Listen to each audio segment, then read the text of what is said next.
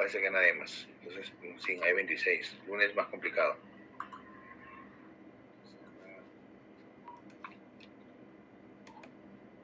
Voy a poner acá la ventana.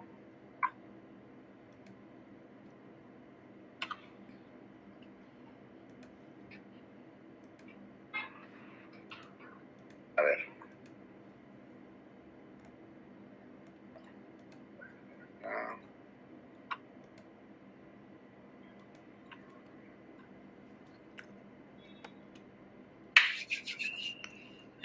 Listo.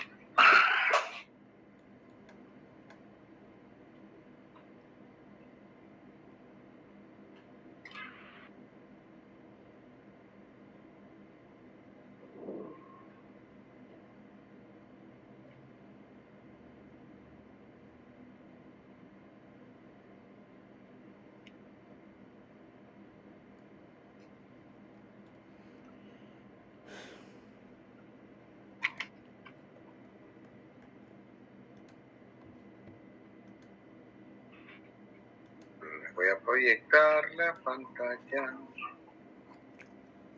Y el resto todavía no llega. Lunes es más complicado.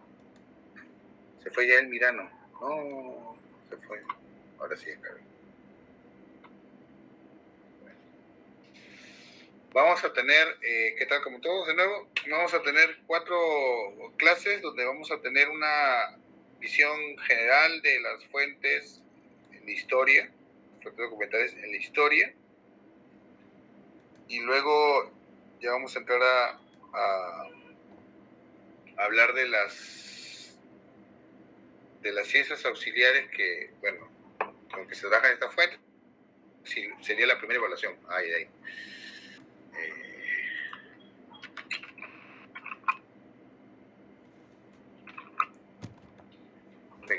La gente no entiende cuando uno ya está desconectado. A ver, entonces ahora vamos a hablarles de las fuentes de la edad antigua, ¿no? Fuentes documentales de antigüedad. Ahí está, creo que se ve bien así. Así se, así se ve. Así se ve.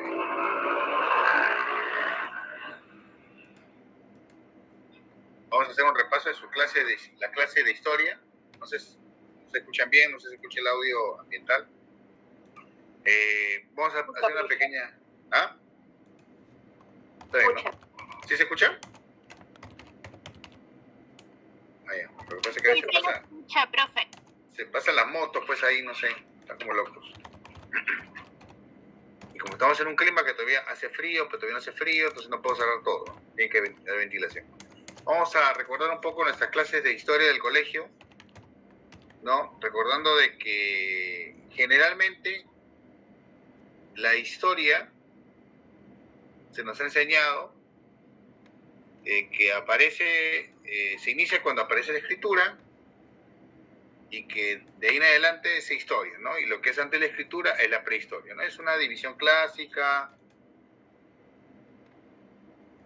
más que todo pedagógica, ¿no? Porque solo la escritura no es el único fenómeno que determina, o sea, esa división entre historia y prehistoria, ¿no? Incluso las definiciones que cuestionan eso hablan de que la historia finalmente es todo lo que involucra el desarrollo de las sociedades, ¿no? Desde la aparición del hombre hasta la actualidad, ¿no? Pero bueno, es una división didáctica, pedagógica que igual se mantiene, ¿no? Y con divisiones relativas. Entonces, nos han enseñado en el colegio de que la historia está dividida en 4 grandes edades, ¿no? La primera, la edad antigua, la edad media, la edad moderna y la edad contemporánea, que es la que vivimos actualmente, ¿no? Pues vamos a hablar de la primera, ¿no? La edad antigua, ¿no? Que es el periodo de la historia que se caracteriza por el surgimiento de las primeras grandes civilizaciones humanas, ¿no? El hombre aparece en la Tierra y va desarrollándose, como todos recordarán, ¿no? Desde el llamado Paleolítico, ¿no? Progresivamente, con el tiempo, el hombre, las sociedades, el hombre que vive en pequeñas comunidades, luego se van desarrollando poco a poco, ¿no? utilizando los instrumentos, utilizando lo que da la naturaleza. El hombre va aprendiendo. Estamos haciendo un repaso de lo que hemos aprendido. Entonces ahí llega primero es el paleolítico, ¿no? El uso de las piedras rudimentarias, de que el hombre es recolector, cazador, ¿no? Y luego llega lo que se va a llamar el neolítico, ¿no? Ya va utilizando otro tipo de instrumentos, ¿no? Piedras más elaboradas, tiene un mayor conocimiento, ya no caza necesariamente, sino domestica animales, ¿no? Ya no vive en cavernas, ya está formando aldeas, ¿no?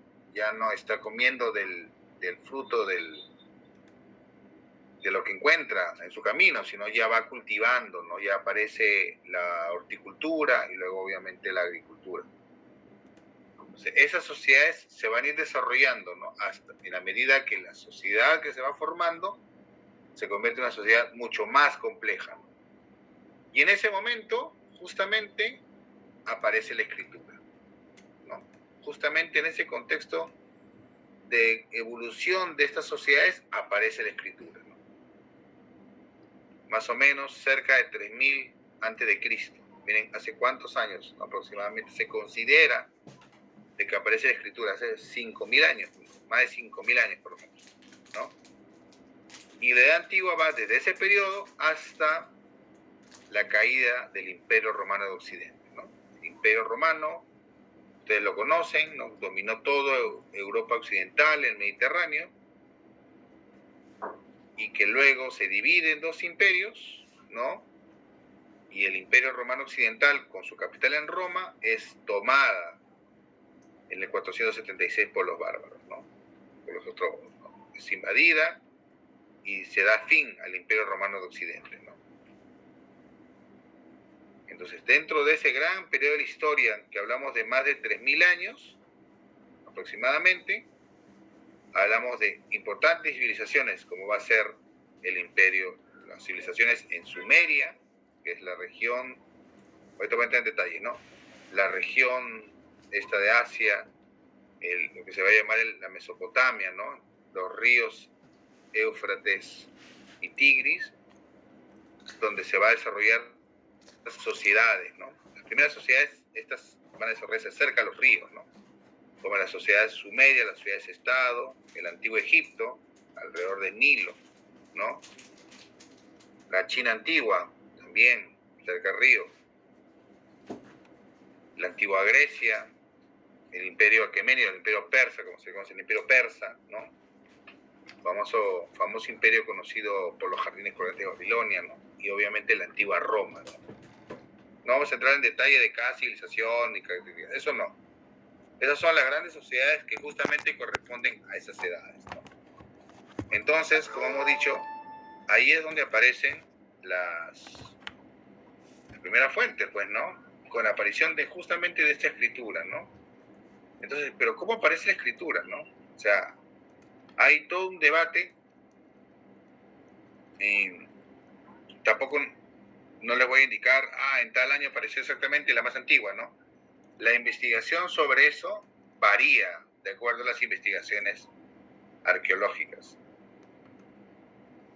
Lo que se da cuenta es que, quiero que entiendan de que, como les dije, en un momento estas sociedades neolíticas en aldeas que van desarrollándose, van incrementándose, van descubriendo las herramientas, se vuelven sociedades más complejas. Entonces aumenta la población, aumenta la riqueza y obviamente la producción de las sociedades, y obviamente surge la necesidad de tener un control sobre eso, sobre saber cuántos son, sobre saber sobre qué riquezas tienen, la contabilidad, o sea, por eso los primeros documentos o la necesidad de crear esta información y por ende la creación de la escritura tiene que ver pues con documentación legal, cuentas, padrones, censos, después he puesto no títulos de propiedad, registros de soldados, personas, o sea, eso, ¿no? Eso es, ¿no? O sea, esa necesidad de tener un control sobre la misma sociedad es lo que permitió la creación de la escritura. La creación de la escritura no fue de la noche a la mañana, fue todo un proceso, ¿no? Un proceso en los cuales el ser humano, en un primer momento, utilizaba símbolos para representar algo, o sea, un ideograma se llama, ¿no? Y luego estas son reemplazadas ya por un sistema de escritura. Los ejemplos que ustedes ven acá, una que es la tablilla de Kish y la otra que fue ubicada en la zona de Mesopotamia, ¿no? Es eso, ¿no? Tiene figuras, ¿no? Es pictográfica. Es una transición, bien, lo que se va a llamar la protoescritura, ¿no? O sea, tiene elementos, tiene figuras que representan ideas, no un sistema de escritura, y tiene algunos elementos como estas cuñas que representan un sistema de escritura. Igual en la parte inferior, en la zona de Egipto, lo más antiguo que se ha encontrado ha sido dentro de vasijas o tablillas de arcilla ubicadas en Ávidos, ¿no? También, que tiene esa combinación, ¿no? Entre figuras y algunos símbolos que podrían representar letras, o sea, para que entienda un poco la complejidad. Saber en detalle sobre eso pues requiere años de estudio de arqueología, ¿no? Y otra cosa más que las investigaciones arqueológicas han determinado es que la escritura va apareciendo de manera independiente en varias regiones. Es decir, no es que aparece en Mesopotamia y luego de Mesopotamia hay una influencia en Egipto y de China, no. Aparece por su lado en Mesopotamia, aparece por su lado en Egipto, aparece por su lado en China, aparece por su lado en América, ¿no? No sé si me dejo entender, ¿no?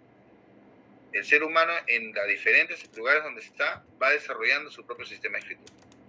Eso es lo que va pasando alrededor del los 3000 antes de Cristo. Alrededor en esa época es donde aparece. Va a haber esa transición donde, como les digo, van a utilizar figuras, como ustedes ven en las tablillas de Kish, parece una mano, pies, ¿no? Y luego ustedes ven acá esta figura donde aparece un pie, algo así, ¿no? Y hay dos cuñas, ¿no? Por ejemplo, ¿no? O esta que parece una mano, ¿no? O sea, eso debe significar algo, ¿no? Con detalle no se sabe exactamente qué significa, porque obviamente no se sabe el significado de algunos símbolos, ¿no?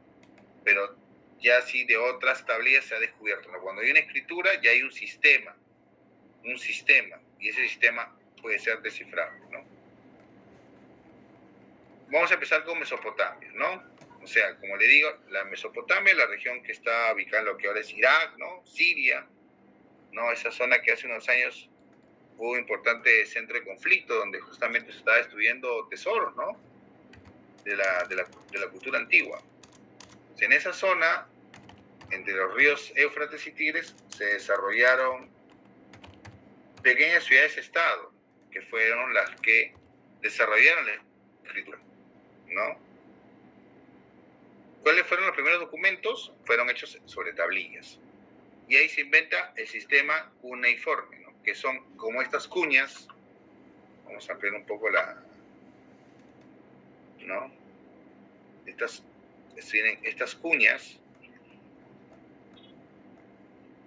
¿no? Estas cuñas acá, que tienen diversas formas, ¿no? Y que obviamente simbolizaban un sistema de escritura. Cada cuña tenía un sistema de valor totalmente distinto.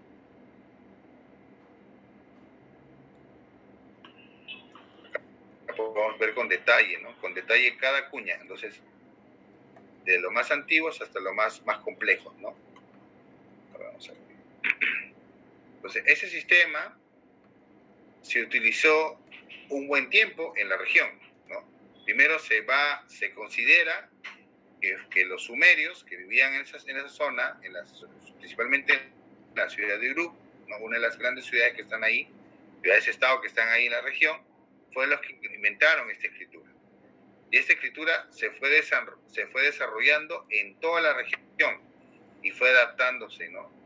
Y fue siendo utilizado tanto por los otros pueblos sumerios, lo que van a ser después los babilonios, los acadios, ¿no? Y se va a expandir en la región, ¿no?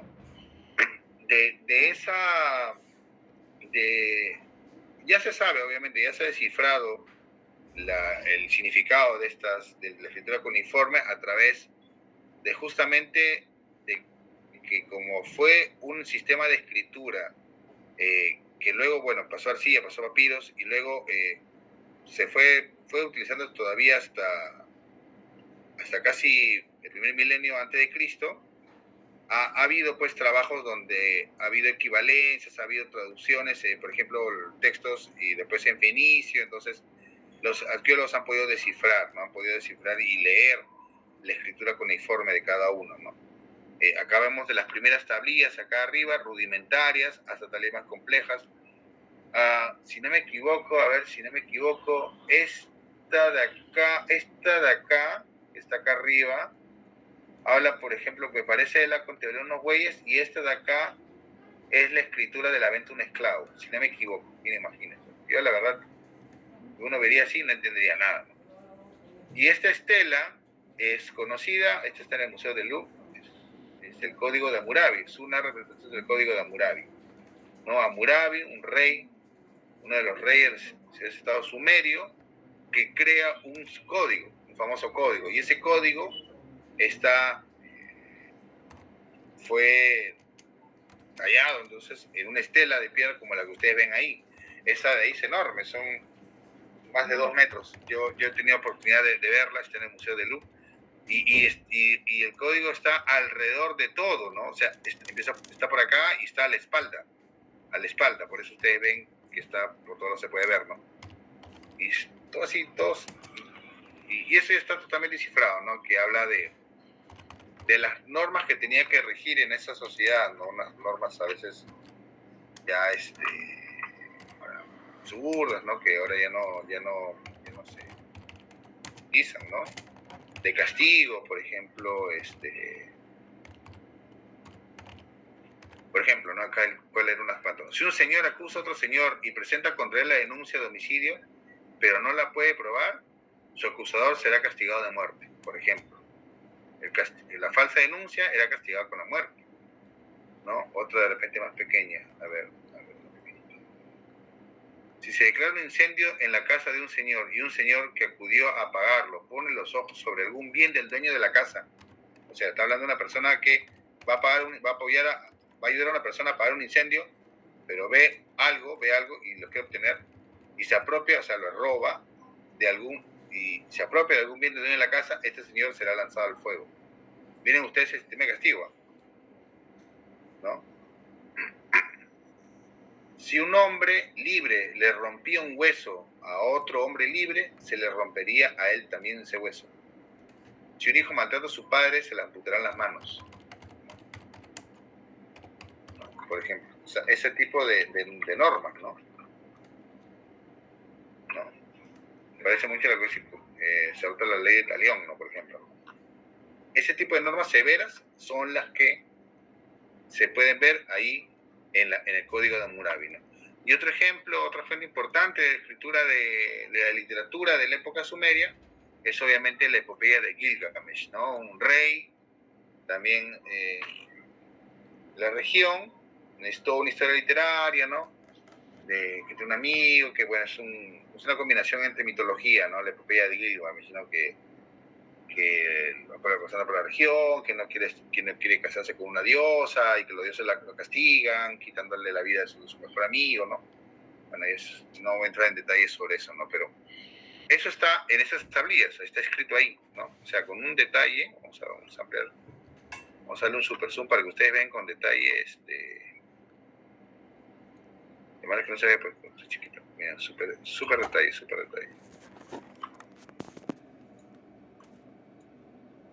Acá no se nota nada, parece piedra negra nomás, ¿no? Pero ustedes ven acá el detalle de la escritura cuneiforme, ¿no? Que cada uno de eso simboliza algo, una letra, ¿no? Una letra, bueno, no conozco mucho, ¿no? Pero interesante, ¿no? Y es un sistema que se utiliza todavía, va a utilizarse mucho, como dije, en la región, hasta que luego va a ser reemplazado por el alfabeto fenicio, ¿no? Que como sabemos nosotros, a ver si recordando del colegio, nos enseñaron que nuestro alfabeto, ¿no? Finalmente es de sus antecedentes en el alfabeto fenicio, ¿no? Porque el alfabeto fenicio influye en el griego en el latín y luego el latín en esto, ¿no? En el caso del Antiguo Egipto, bueno, ustedes ya seguro lo han escuchado, ahí aparece pues el desarrollo del ¿no? La escritura jeroglífica, ¿no? Hay 3 tipos de escritura, la jeroglífica, la hierática y la demótica, ¿no? Ustedes lo han visto en varias películas, ya no, por ejemplo, los 10 mandamientos, ¿no? La momia, por ejemplo, ¿no? Y ustedes ven las figuras de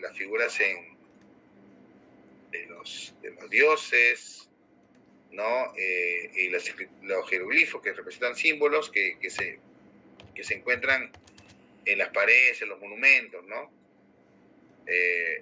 Por ejemplo, y acá hay una muestra de cuál es la diferencia en las letras, ¿no? La escritura jeroglífica, ¿no? Escrita por símbolos, luego la hierática, que es la que usan los escribas, que claro, representan los símbolos, pero ya de manera mucho más rápida, más breve, ¿no? Acá podemos ver en el cuadro cómo se va desarrollando a través del tiempo, ¿no? O sea, la historia egipcia ha tenido, no ha sido un desarrollo uniforme, ha llamado el Antiguo Imperio, el Imperio Medio, ¿no? El Nuevo Imperio, ¿no? O sea, de acuerdo a cómo se va desarrollando, ¿no? La sociedad egipcia, no es un punto acá entrar en detalle sobre ese desarrollo, pero vemos cómo va evolucionando con el tiempo, ¿no? Cómo con el tiempo la escritura va cambiando y va evolucionando, ¿no? Y luego obviamente aparece la escritura ya demótica, ¿no? Ya más general, más ligera, ¿no? Generalmente la escritura jeroglífica como la conocemos con este sistema de símbolos, se va a utilizar principalmente en los templos, ¿no? En las inscripciones que se dan, ¿no? O en textos como, por ejemplo, el papiro de Ani, ¿no? El llamado libro de los muertos. Un libro de los muertos es como ejemplo, el libro de Ani, que es uno de los más completos, en el Museo Británico, es extenso, es súper extenso, ¿no? El libro de los muertos es el libro que se hacía, en este caso Ani escriba, donde contaba toda su vida, ¿no? Había el papiro, era un rollo enorme, largo, esto es un pedazo nada más que te digo, estoy hablando de cuántos metros de longitud, largo, es súper. Yo vi uno, en Louvre había uno, no era de Ani, no, este es británico, pero largo, larguísimo. No será, 3 metros por lo menos, no sé, de repente, donde hay toda una serie de rituales, de oraciones, ¿no? Donde según la religión egipcia, obviamente una persona al morir iba a ser juzgado por los dioses, ¿no? Y justamente vemos al dios Anubis, ¿no? El dios Anubis que está justamente ahí pesando el corazón, ¿no? El corazón del alma de esta persona que estaba yéndose a otro mundo, ¿no? Ahí tenemos a Tot, ¿no? Y ve, ¿no? Ve su corazón a dónde va, ¿no? Si ha sido bueno, si ha sido malo, ¿no? Entonces, todas estas inscripciones, gracias a estos rollos como estos, sabemos pues cómo era la escritura egipcia, ¿no? Con detalle, ¿no? Y la escritura egipcia fue utilizada pues una buena cantidad de tiempo, estamos hablando de más de un milenio, ¿no? ¿Y qué pasó con la escritura egipcia? Que el uso del egipcio antiguo fue decayendo, pues porque frente al uso del griego y luego el uso del latín, porque finalmente, a ver, recordarán, una de las más famosas reinas de Egipto, generalmente no es una mujer de origen egipcio, no sé, ¿alguien me puede decir de quién estoy hablando? Una reina egipcia que es la más famosa. Claro, Cleopatra, ¿no? Cleopatra, que ahorita está en la polémica porque Netflix acaba de sacar un documental donde han puesto una Cleopatra que es totalmente afroamericana, ¿no? Y hay todo un debate porque, si bien es cierto que Egipto está en África, Cleopatra no es negra, ¿no? Es griega. Porque ustedes recordarán, Alejandro Magno, este rey de Macedonia, conquista el imperio persa y dentro de esa conquista está incluido Egipto. Y uno de sus generales, Ptolomeo, se convierte en el rey de Egipto. Entonces, de esa dinastía de griegos en Egipto aparece Cleopatra, ¿no? Entonces, es la última reina de Egipto, ¿no? Una mujer de origen griego, ¿no? No era una mujer de origen egipcio, ¿no?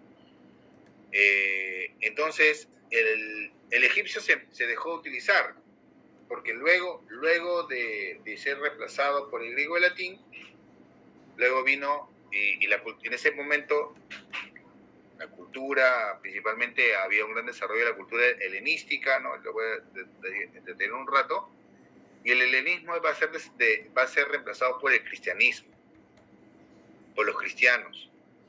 Y lo que va a hacer el cristianismo cuando se desarrolle en ciudades, por ejemplo, como Alejandría, no sé si ustedes han visto la película Ágora, una película interesante sobre una mujer, una científica justamente de inicios de nuestra era, que vivía en Alejandría, en ciudades, ¿no? En Egipto, que es una ciudad cercana a Palestina, no Judea, va a haber un importante desarrollo. Entonces, va a haber, pues, obviamente, cierto olvido, desprecio, no conservación de la información, porque era considerada, pues, herética, una herejía, ¿no? Entonces, como tal, el pensamiento cristiano, lamentablemente, consideraba que preservar este conocimiento no era sano, ¿no? Había que pensar en Dios nomás, ¿no? Obviamente, ¿no? Y entonces se dejó de utilizar, se considera que la última vez que se utilizó fue en el 394 d.C., o sea, ¿no?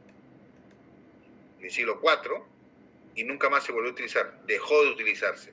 Y pasaron años sin poder, y se perdió la forma de saber qué cosa decían los jeroglifos, hasta que entre el fin del 18 e inicio del 19 se encuentra una piedra, la piedra de Rosetta.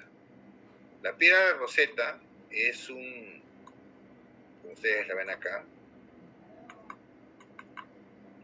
va a ser muy importante, porque la piedra de Rosetta contiene toda una serie de decretos que van a ser escritos en jeroglifo y en griego. Acá vemos griego. Entonces, a través de la escritura griega, vamos a saber qué cosa decían los jeroglifos. A partir de eso se va a saber, ¿no? Como, no sé, otro idioma que... No sé si me dejo entender. O sea, justamente a través de esa piedra que contiene un decreto en tres idiomas, ¿no? Justamente, claro, la primera, la parte inferior acá, estos son los jeroglifos, acá va a estar en escritura demótica y acá abajo va a estar en griego. Entonces, gracias a que esté en griego, se hizo un trabajo para lograr descifrar, ¿no? Fue explorada más o menos encontrada a fines del siglo XVIII. Justamente cuando Napoleón estaba en esas campañas africanas, encuentran la piedra. Y gracias a esta piedra se puede descifrar, qué cosas significan los jeroglifos, ¿no? ¿Qué cosa?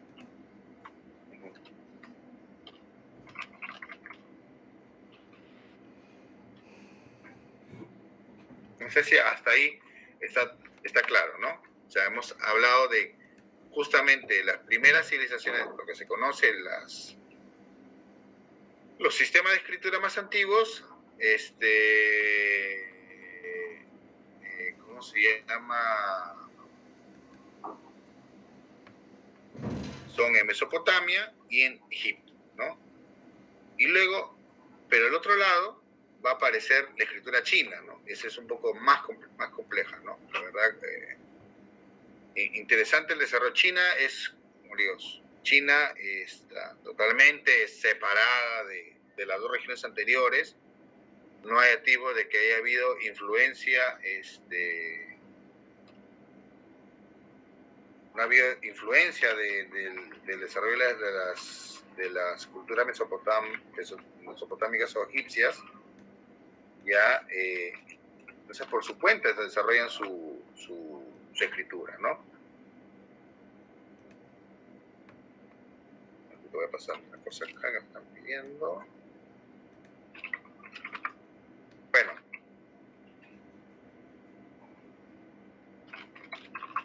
Entonces, más o menos, así por la dinastía, bueno, China también, a su vez, hay momentos interesantes, hay momentos en que la China es una China unificada, ¿no? Las grandes dinastías, hay momentos en que China es todo un conglomerado de pequeñas regiones, no hace parte de la historia china. Durante una de esas dinastías va a aparecer la dinastía Shang, más o menos va a aparecer lo que se va a llamar la escritura china, ¿no? ¿Dónde se hacía? Se hacían sobre caparazones de tortuga o huesos de buey, ¿no? O sea, los huesos oculares, ¿no? La cadera, o sea, ahí es donde se hicieron la escritura de los primeros caracteres chinos.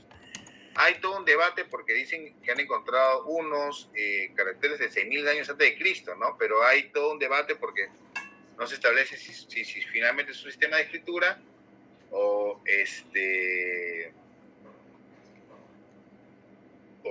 son, pues, ¿cómo se llama? Pictogramas, ¿no? O sea, son dibujos. Entonces, la escritura china va a ir evolucionando con el tiempo, ¿no? De los huesos, acá se ven estos huesos, ¿no? Los huesos oculares, ahí viste la foto del entierro, en un foso encontraron toda esta serie de huesos y dentro de estos huesos hay inscripciones. Donde, ¿qué cosa se registra? Se registra las acciones de los reyes, ¿no? De los emperadores chinos, ¿no? Y luego esta escritura se va a ir desarrollando, ¿no? ¿En qué momento la escritura china, o sea, hay que entender una cosa, si bien nosotros tenemos la idea de que China es una región uniforme, en sí no lo es. China, oye, me acabo de acordar que me olvidé mandar el PPT a los, lo voy a mandar ahorita. China,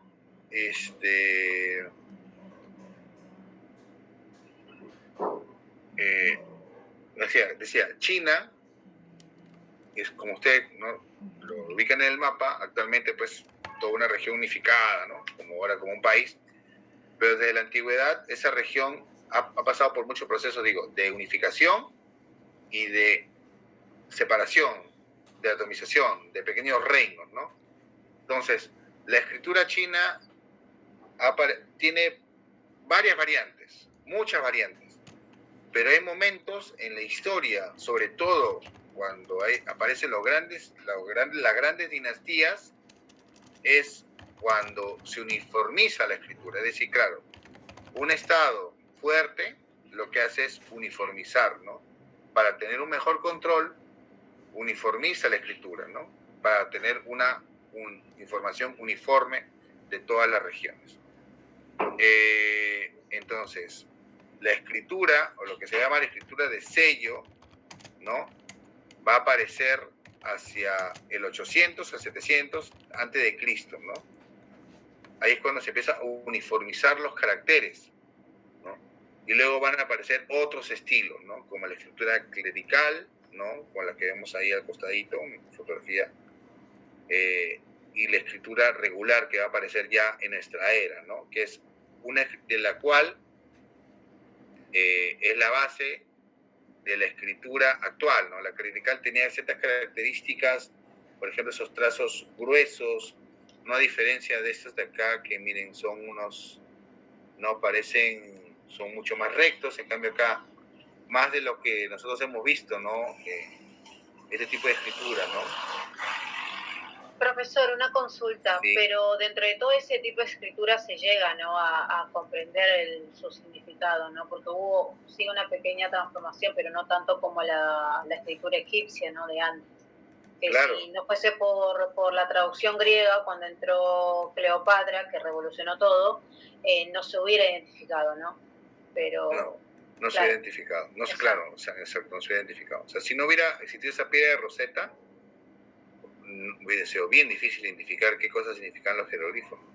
Pero eso nos demuestra, y no solamente es igual los uniformes, ¿no? O sea, para saber sobre un sistema de escritura, obviamente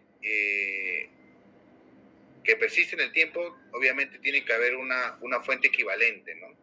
Y así, pensemos nada más en el sistema, bueno, en nuestra cultura cuando se encuentra con los españoles, la cultura peruana inca cuando se encuentra con los españoles, o incluso mismo dentro de la escritura cuneiforme, hay toda una serie de tipos de escritura cuneiforme, ¿no? Ya, pero eso es entrar en detalle, pues, ¿no? Y eso ya ni siquiera yo me meto tanto eso porque no es tanto mi, saber sobre el tema cuneiforme, ¿no? ¿Qué tal? Me está escribiendo. Entonces, claro, igual la cultura china, ¿no? La escritura regular de inicio de esta era, finalmente es la base de lo que ahora se conoce como cultura china, y es la escritura que se va a ir difundiendo y va apareciendo en variantes, ¿no? El japonés, el coreano, vietnamita, ¿no? Todos tienen una misma base, pero ya cada uno se va diferenciando. Igual va a ser con el alfabeto fenicio, ¿no? El alfabeto fenicio se va imponiendo. Fenicia no ha sido como que una gran civilización, se le conoce el tema del comercio, ¿no? El desarrollo, ¿no? De los conocido como un... ¿Alguien apague su audio, por favor? Que sin embargo nos ha dejado como legado esta creación del alfabeto, ¿no? Y que finalmente va a influenciarse en los griegos, ¿no? En los griegos. De la cultura, voy a mandarle el PPT que me había olvidado, la verdad, que un día bien pesadita en la clase. A ver, si denme un segundito.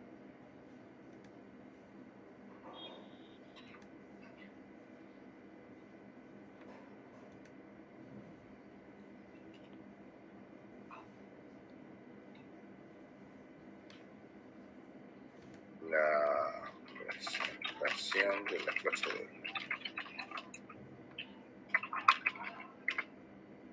Voy a juntar esto mientras... Bueno, entonces, nada, he hecho un resumen porque la verdad, en las sociedades, como digo, las sociedades antiguas hay importantes imperios que surgieron, ¿no?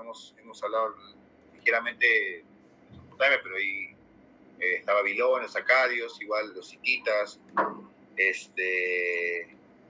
Persia también, y está Grecia, ¿no? Grecia, que es un importante referente para la cultura occidental, ¿no? Es importante para la cultura occidental, ¿no? Su alfabeto se va a influenciar obviamente del fenicio, ¿no? Y en el caso de Grecia bueno, los primeros escritos, ¿no? Son las tablillas micénicas, ¿no? Micenas, un importante reino que está en las costas, en las islas del mar Egeo, que es considerada la cuna de la civilización griega. Aparecen los primeros escritos de carácter griego, ¿no? Y luego ellos van adoptando el alfabeto fenicio, ¿no? Entonces eso va a ser una transformación muy importante. Y en esa región van a ir aparecen varios tipos de alfabetos, ¿no? Donde el que se va a imponer finalmente va a ser el alfabeto jónico. ¿En dónde? En Atenas, ¿no? De todas las ciudades-estado que existen en Grecia, obviamente nosotros sabemos de que Atenas es la más importante por el desarrollo cultural, político, ¿no? Los creadores de la democracia, y Esparta, conocemos no solo aprender por la película 300, sino porque es la sociedad militar, ¿no? Esas dos ciudades-estado finalmente son las más importantes. Atenas, la ciudad de Atenas, adopta el alfabeto jónico, uno de los alfabetos que existían en la región, y con ello se empieza a difundir, ¿no? A establecer ya lo que se conoce como el griego clásico, ¿no? Y ahí es donde, en ese contexto, pues, aparecen los textos de épica, la épica griega, ¿no? O sea, ahí hablamos de Homero, las obras de Homero, las más conocidas, súper conocidas, la Ilíada y la Odisea, ¿no? De Hesíodo también, ¿no? Que son historias donde se combina la acción del hombre con la mitología, ¿no? Los dioses, ¿cómo podría explicarlo así? En la en la tradición griega, primero se habla del papel de los dioses, ¿no? La mitología plena, ¿no? Luego la épica incluye la acción de los grandes personajes, de los héroes, pero apoyado con los dioses, ¿no? Es decir, ¿no? Mientras los griegos asediaban Troya, los dioses griegos estaban divididos en ambos bandos, ¿no? Los que apoyaban a los griegos, los que apoyaban a los troyanos, ¿no? Y eso se ve en la Ilíada, ¿no? Por ejemplo, ¿no? O en la Odisea, ¿no? Finalmente, ¿no? El viaje de Ulises, el regreso a Ítaca, ¿no? Donde finalmente, casi lo digo en nombre romano, pero era su nombre, Poseidón. Poseidón evita, ¿no? Quiere evitar, ¿no? Que Odiseo llegue a su casa, ¿no? Donde está ahí Penélope, ¿no? Por ejemplo, la intervención de los dioses, ¿no? Por ejemplo, en la historia humana, ¿no? Y bueno, y en ese registro, la aparición de estas registros donde está, donde, como digo, aparece la intervención de los dioses, poco a poco se desarrolla lo que va a ser el desarrollo de los registros históricos, pues, ¿no? O sea, ahí en Grecia es donde se va a aparecer la historia, como tal, ¿no? Nosotros consideramos el origen de la historia como ciencia, como disciplina, va a ser en Grecia, ¿no? En Grecia los logógrafos van a empezar a desarrollar el registro de acontecimientos, ¿no?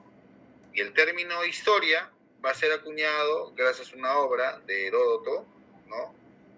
Se llama Historias sobre los 9 libros de historia, donde él hace todo un proceso de investigación, de lectura, de toda la historia de Grecia, ¿no? En diferentes etapas, ¿no? Entonces ahí aparece la historia como tal, ¿no? Y aparecen los textos históricos.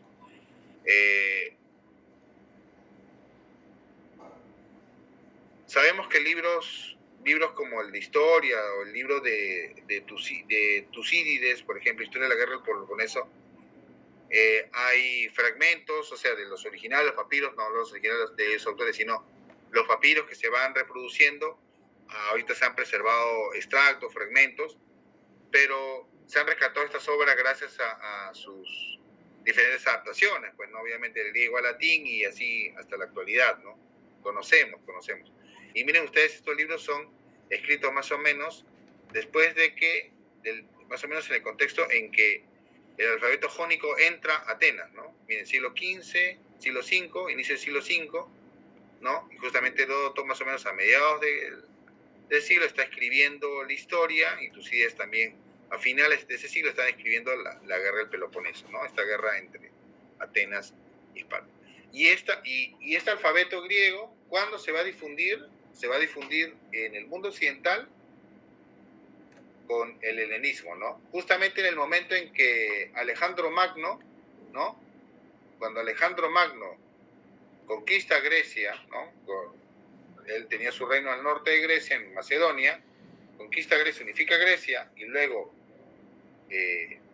conquista el imperio persa, Aqueménida, va a difundir el griego en toda esa zona, ¿no? La combinación de esa cultura, tradiciones, y va a ir difundiendo el griego en toda la región, ¿no? Egipto, Asia Menor, ¿no? Babilonia, ahí se va difundiendo. Acá justamente, y obviamente el desarrollo del griego como tal, ¿no? Como esta tablilla que está acá, esta piedra de acá, ahí vemos al señor Heródoto, el padre de la historia, ¿no? Y acá vemos una escritura en griego, ¿no? Justamente en la época del helenismo, ¿no? Y ustedes ven ya un alfabeto más pulido, no sé si alguien sabe griego por ahí, no sé si alguien sabe griego. Y entonces se desarrollan obras, la literatura, los pensadores, ¿no? Ya de varios, ¿no? De varios que conocemos, ¿no? La filosofía griega, la literatura, el arte, ¿no? Y todo un desarrollo, ¿no? Y todo gracias a que ellos lograron recoger la tradición, que es fenicia, que establece un alfabeto, ¿no? El alfabeto, ¿no? Y luego desarrollan, uniformizan, ¿no? Recogen unas tradiciones, que va a ser la tradición jónica de escritura, ¿no? Y van a uniformizar y van a difundir, luego esto se va a difundir. Y una de esas ramificaciones es la que luego va a influenciar en Italia, en la sociedad etrusca, y esa va a su vez a influenciar en otra sociedad que está ahí, en mitad de la península itálica, que va a ser Roma, ¿no? En el caso de Roma, la escritura romana, pues de las más estudiadas, de las más estudiadas, obviamente, el latín, ¿no? Que ha sido una lengua, bueno, de la cual se utiliza hasta la actualidad. Recuerden que en la actualidad el latín se utiliza como un lenguaje científico, ¿no? Un lenguaje científico utilizado para el nombre de especies, tanto animales como plantas, ¿no? O virus, por ejemplo. Se utilizaba mucho derecho, se enseñaba en las escuelas, hasta que yo sepas, en el siglo XIX, que en el Perú se usaba en las escuelas, y se hacían misas en latín hasta el Vaticano II, en el siglo XX, por ejemplo, ¿no? O sea, el latín totalmente bien difundido, ¿no? Entonces, en el caso de la escritura romana, hay 3 periodos, ¿no?, de la escritura romana. La primera, que corresponde al periodo entre la fundación de Roma y el primer siglo antes de Cristo, ¿no?, el periodo arcaico, ¿no?, donde hay pocas fuentes, ¿no?, donde se forma el alfabeto latino, ¿no? Obviamente, como dije, ¿no?, la influencia del alfabeto latino, la influencia del alfabeto griego sobre el alfabeto latino, ¿no? Por eso siempre decían, ¿no?, nos enseñaban de que los romanos conquistaron Roma, pero la cultura romana viene de Grecia. Bueno, sí, en efecto, ¿no?, viene de Grecia, o sea, pero es por la influencia que tuvo Grecia, la cultura griega, en todo el Mediterráneo, ¿no? O sea, la mitología griega, la base de lo que va a ser la mitología romana, ¿no?, la escritura, etcétera, etcétera, ¿no? Los nombres, las toponimias, ¿no? Entonces, ahí ustedes ven unas tablillas de inicios de cómo era la escritura, esta escritura latina, muy parecida al griego, está muy parecida al griego, pero luego se va a ir desarrollando, ¿no?, justamente en el momento del periodo clásico. En esa transición entre el siglo I antes de Cristo y el II después de Cristo, ¿no? Es la transición, es cuando deja de ser república y se convierte en un imperio, pues, ¿no? Justamente en esa transición, ¿no?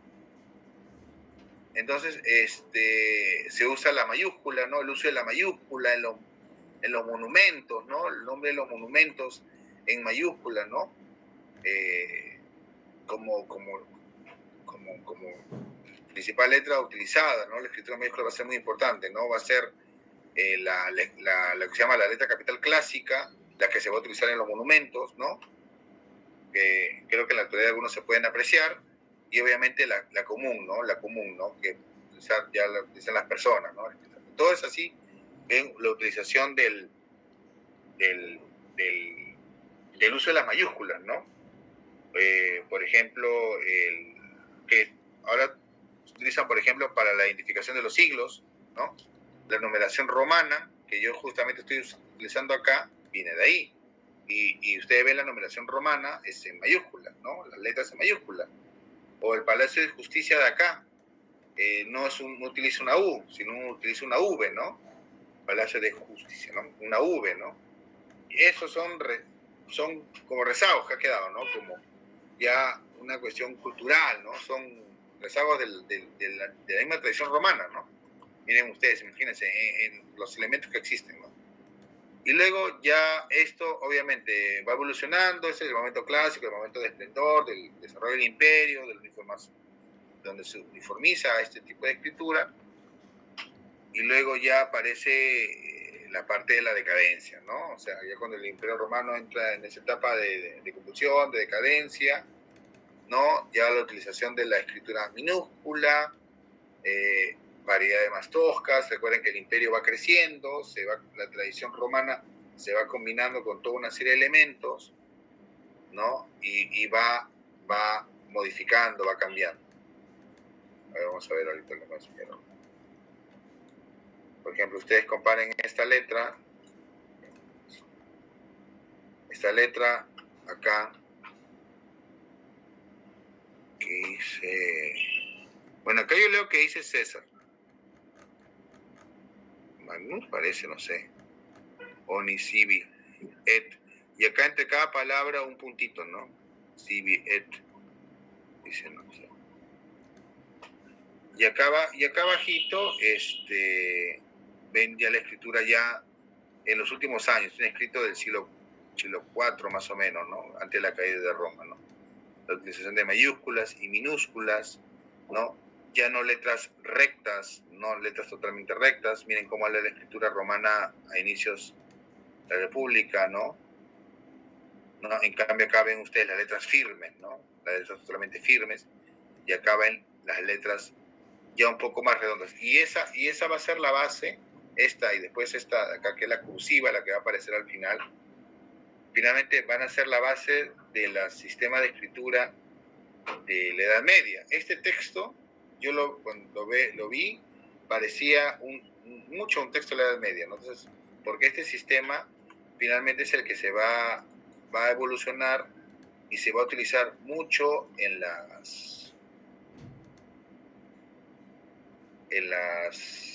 lo que va a ser luego la escritura de libros, ¿no? Como yo les contaba, durante la Edad Media,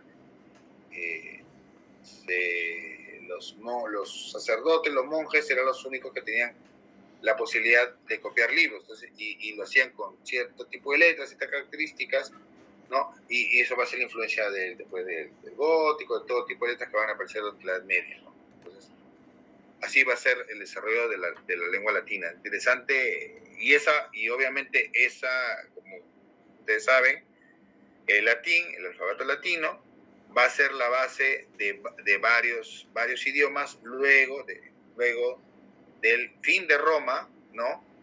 Y el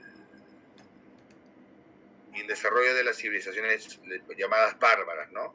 Entonces ahí es donde, por eso obviamente las raíces lingüísticas de varios idiomas son similares, ¿no? Hablamos del español, del portugués, del francés, del italiano, ¿no? El rumano, ¿no? Todos tienen una misma raíz, que es la raíz romana, ¿no? De la lengua romana, la lengua latina. Y durante la civilización romana también aparecen, pues, hay importantes historiadores, ¿no? Como va a ser Polibio o Tito Livio, ¿no? Julio César también, su famosa guerra de las Galias, ¿no? Textos que se van a preservar, otros que se van a perder.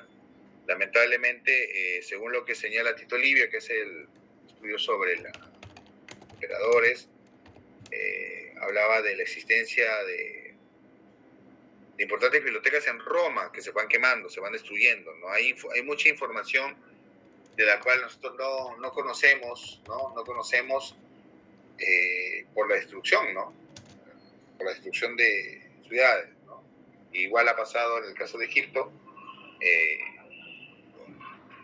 con la biblioteca de Alejandría, ¿no? Que fue desapareciendo por diferentes acciones, ¿no? Entonces toda la tradición, la cultura del mundo antiguo, muchas cosas, muchos temas relacionados con la cultura antigua fueron desapareciéndose, ¿no?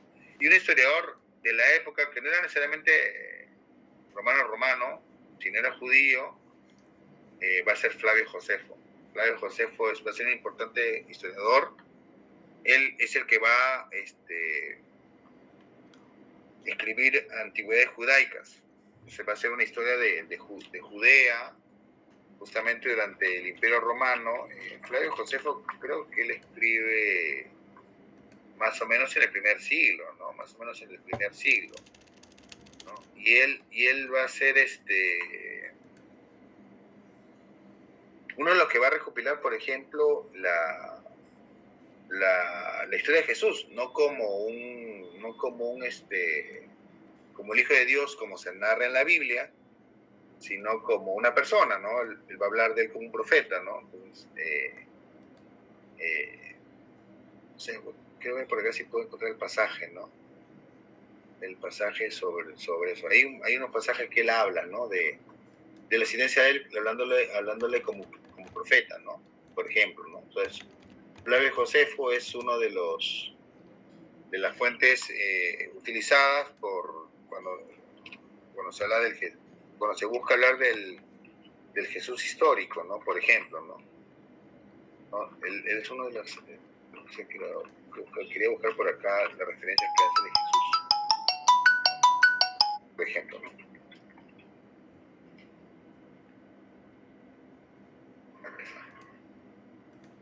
A ver, acá está Flavio Josefo, no, claro. Y acá habla de Jacobo, el hermano de Jesús, Juan el Bautista, ¿no? Y el testimonio de Flavio, dice, ¿no? Mira lo que dice, ¿no?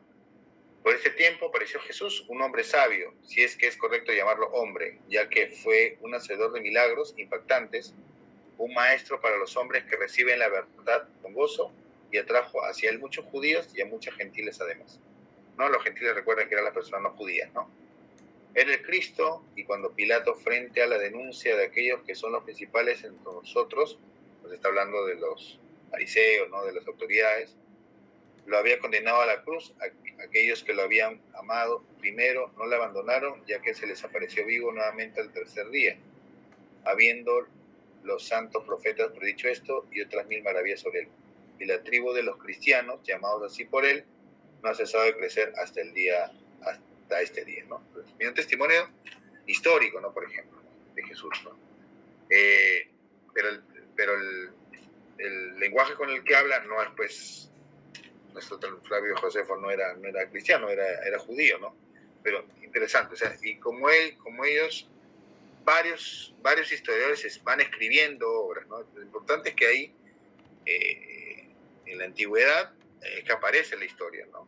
La historia, y es cuando ya hay un desarrollo de información más allá de solamente narrar lo que decían los dioses, como por ejemplo, lo vamos a ver acá en China, acá en los huesos oculares, donde se va a solamente enumerar las acciones de los emperadores, sino que va a ir más allá, ¿no? Vamos a ir más allá, a dar información sobre la gente común, información sobre la geografía, sobre consecuencias, causas, ¿no? Es interesante cómo va el desarrollo. Entonces,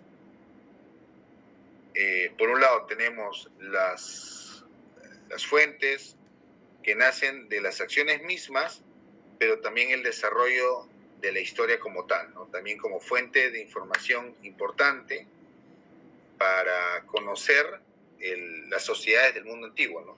Bueno, yo he hecho un resumen así, creo que es un poquito rápido, pero bueno, he hecho como una especie de resumen así rápido de las principales civilizaciones. Igual quedó como pendiente el tema americano, ¿no? Porque también en América, también los estudios demuestran pues la presencia de la escritura en las sociedades olmecas, en maya. En el caso peruano, en el caso de los incas, hay todo un debate, ¿no? Todo un debate, si los quipus fueron o no fueron un sistema de escritura. O algunos hablan de los quelcas, otros hablaban de la escritura pallariforme, ¿no? Esta que aparece en los moches. Están escribiendo presente. Hay gente que quiere que le pase la lista. A ver, me cortan. A ver, voy a ver ya. A ver los que faltan. Para una pausa. Voy a pasar los que faltan. Que quieren su lista. Ahí voy a hacer unas preguntillas. A ver. Víctor Atúncar. Nada. Víctor Beldi. Por ahí le escuché. Señor profesor, buenas noches, señor profesor. Disculpe. Miguel Córdoba Cabello. Presente, profesor, muy buenas noches. ¿Qué tal? Buenas. Y después está Luis Simón. Presente, profesor, buenas noches. Kiara Tirado. Ahí está Miguel Velázquez. presente, profesor. Buenas noches. ¿Qué tal? Alan Zavala.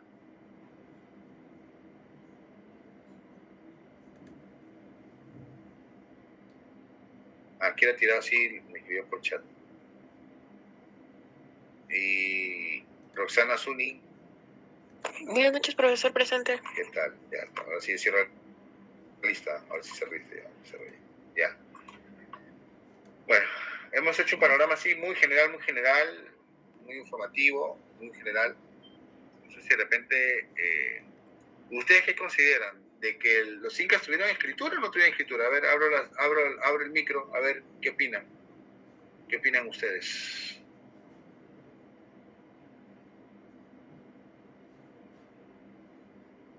Porque hay toda una, o sea, esta división entre que la escritura es la que divide la historia de la prehistoria, es una, bueno, proviene pues de una tradición del siglo XIX, ¿no? Del positivismo, ¿no?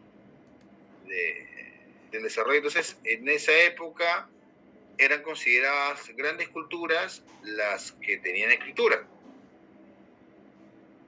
Entonces, ha habido todo un debate, ¿no? Porque hay gente que consideraba o quería que los incas sí fueran considerados una alta escritura. Entonces, ha habido todo un tema, ¿no? Que si eran escritura los quipus, ¿no? Jorge Antonio Sarmiento está levantando la mano. Sí, profesor, buenas noches.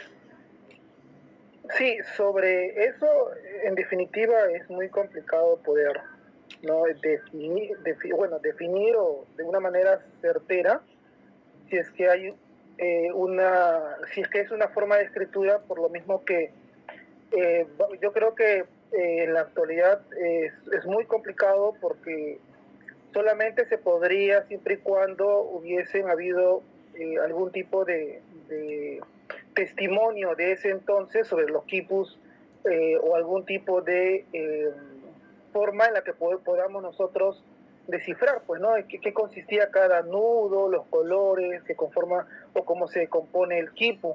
Así como de repente para lo que es la escritura egipcia, los jeroglíficos tuvieron que,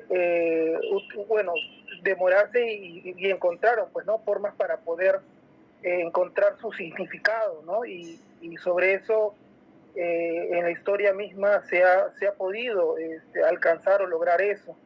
En el caso de los quipus a nivel de escritura yo creo que es muy complicado. Siempre por ahí hay hay propuestas, pero sí para mí está muy claro que el quipu es una forma de documento, porque implica un registro, en este caso en un soporte textil, ¿no? Y que sobre todo sirvió como registro en términos de tributos, ¿no? En todo ese contexto en el que el Estado incaico necesitaba hacer esos registros, ¿no? Y bajo eso cumplió o sea, fue útil, ¿no? Para el Estado incaico.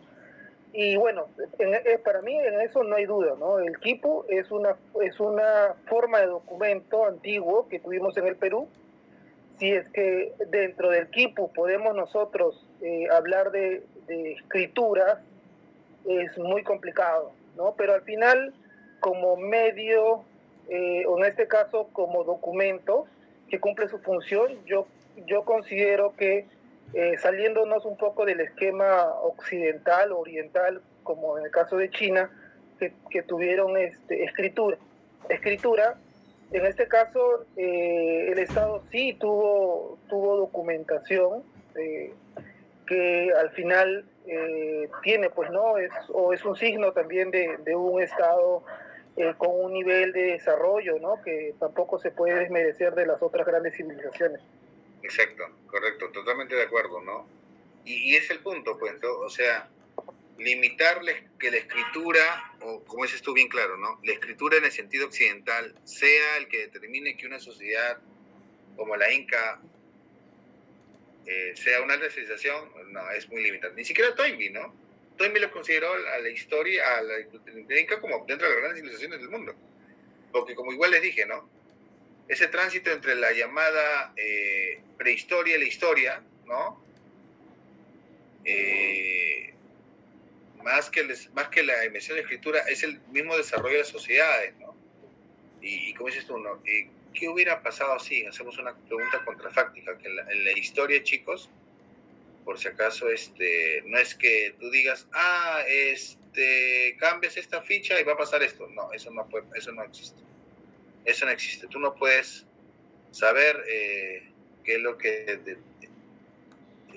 cómo puede ser el futuro si cambias un hecho del pasado. No sabes, ¿no? Ya hay toda una serie de teorías sobre eso.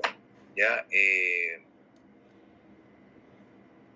entonces, siendo un contrafáctico, de repente, ese va a ser contrafáctico. ¿Qué hubiera pasado si se hubiera preservado de repente el uso de los quipus, ¿no?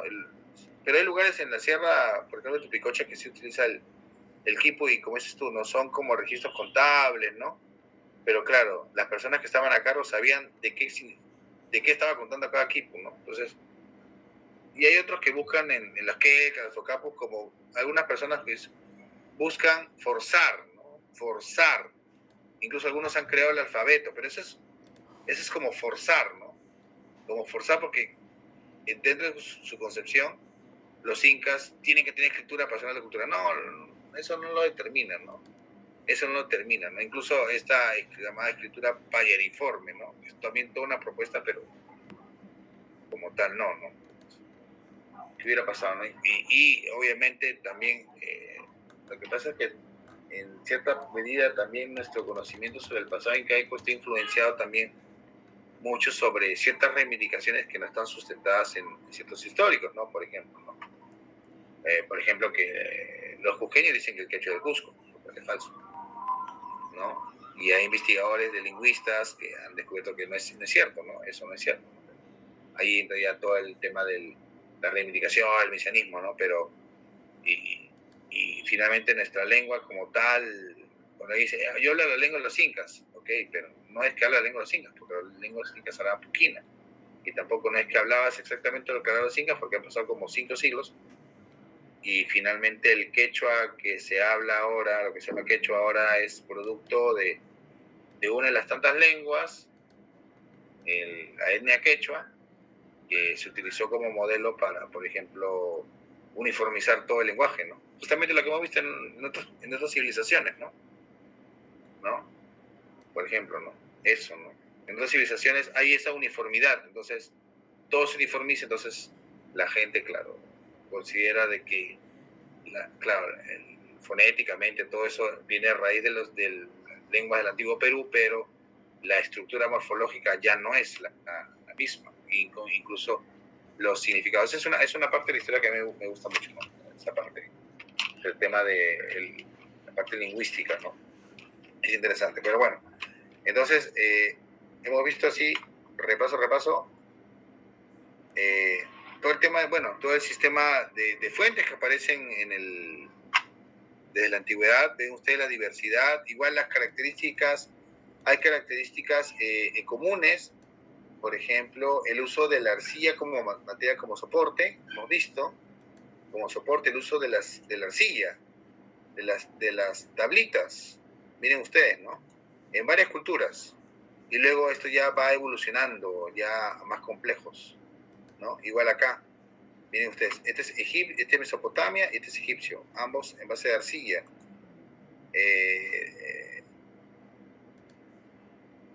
Nosotros conocemos sobre una alta cultura, nosotros nos dan una foto sobre un desarrollo de 3.000 años, ¿no? Ahí está la gran diversidad, miren ustedes, ¿no? China, nosotros tenemos toda una idea distinta de China, claro. Nosotros tenemos una idea de la China de la dinastía Ming, de la dinastía Qing, ¿no? Que es de las grandes culturas, ¿no? De nuestra era, ¿no? Pero miren ustedes cómo el desarrollo de la escritura china sobre caparazones de tortugas, sobre huesos de buey, ¿no? Como ahí en la escritura, igual acá en Grecia, estamos viendo lo mismo, ¿no?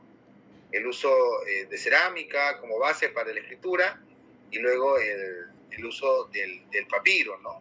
También el uso de la piedra. El papiro, no hablo mucho sobre el tema porque quería hablarlo en la clase después sobre el tema del soporte de papel. El papiro, miren ustedes, a diferencia de la arcilla, la cerámica, duran más, ¿no? Duran más. cambio, el papiro es un elemento que desaparece, se deteriora rápidamente. Y por otro lado, y eso sobre todo se da en Roma, el papiro se reutilizaba para escribir, a diferencia de materiales como la piedra, la arcilla, la cerámica, que no se reutilizaba. El caso de los papiros en Roma se reutilizaba, ¿no? Entonces se consideran que incluso muchos documentos dejaron de existir porque se volvieron a utilizar para escribir sobre ellos otros documentos. Y la única forma de saber lo que estaba escrito ahí primero, pues obviamente ya ahora son los temas de los rayos X, ¿no? Ahí hay un concepto para eso que se llama palimpsesto, ¿no? Entonces es interesante, por un lado, en el caso de las fuentes, el deterioro producido, ¿no? El deterioro, la pérdida de información, por un lado, por el deterioro de algunas fuentes, y por otro lado, por la destrucción, ¿no? de las civilizaciones anteriores, ¿no? Lamentablemente, obviamente en el tiempo antiguo, obviamente el ejército entraba, saqueaba todo y destruía, ¿no? Destruía y eso quería arrasar con todo el pasado, la cultura de una sociedad, y eso obviamente finalmente hizo que no se supiera sobre muchas sociedades, ¿no? Sobre muchas sociedades, ¿no? Sino se fueran descubriendo poco a poco, ¿no? Con el tiempo, ¿no? Y eso lo podemos extrapolar un poco acá al caso peruano, ¿no? O sea, por ejemplo, cuando se desarrolló la arqueología en el siglo XIX, todo era inca, todo el antiguo Perú era inca, ¿no? Y luego se va descubriendo cada una de las culturas, ¿no? Recuerden esas teorías que nos enseñaban en el colegio de Maxule, todo eso. Maxule es fin del siglo XIX. Y ni siquiera él llama a la cultura Paracas, no la llama Paracas, la llama Protonazca, a la cultura Mochica no la llama Mochica, la llama Proto-Chimú, ¿no? Porque ya se conocía más la Chimú, ¿no? Y recuerden que muchas de estas altas culturas ya se había destruido mucho de su cultura, no por los españoles, sino por los incas, ¿no? Por ejemplo, ¿no? Eso pasa en la historia de los grandes imperios, ¿no? Entonces, entonces, el conocimiento de estas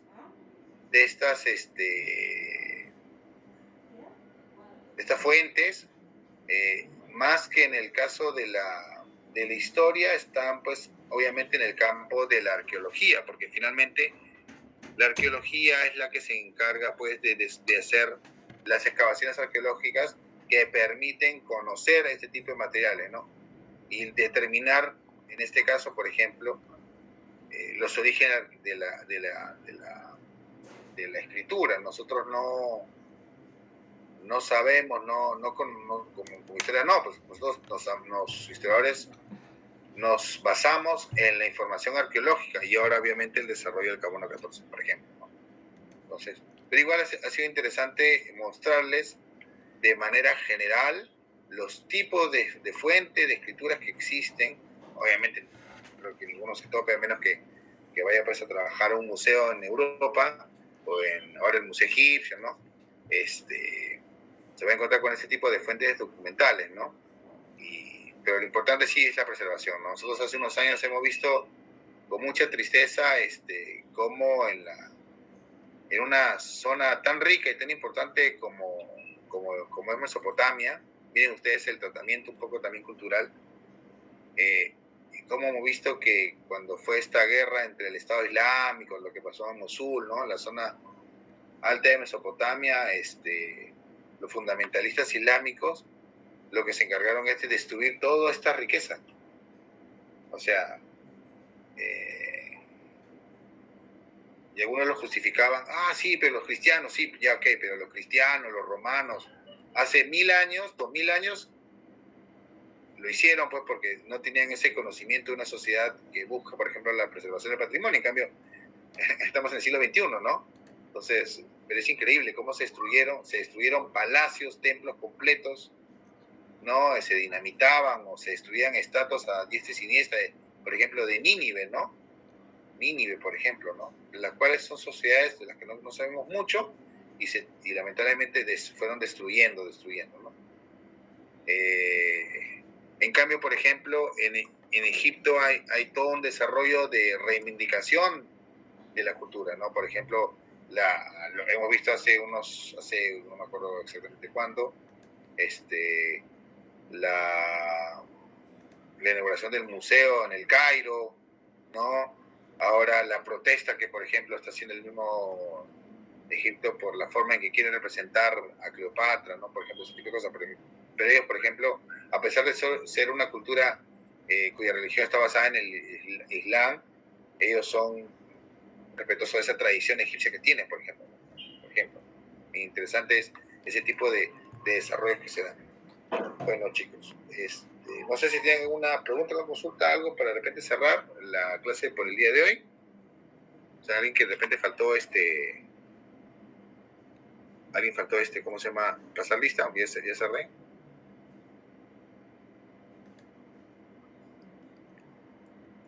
Entonces, bueno, ya faltando poco para que acabe la hora de clase, ya de repente voy a cerrar la sesión y ya para que de repente tengan unos minutitos más de su break antes de su siguiente clase, ¿no? Para que estén así un poco más relajados empieza más relajado la semana.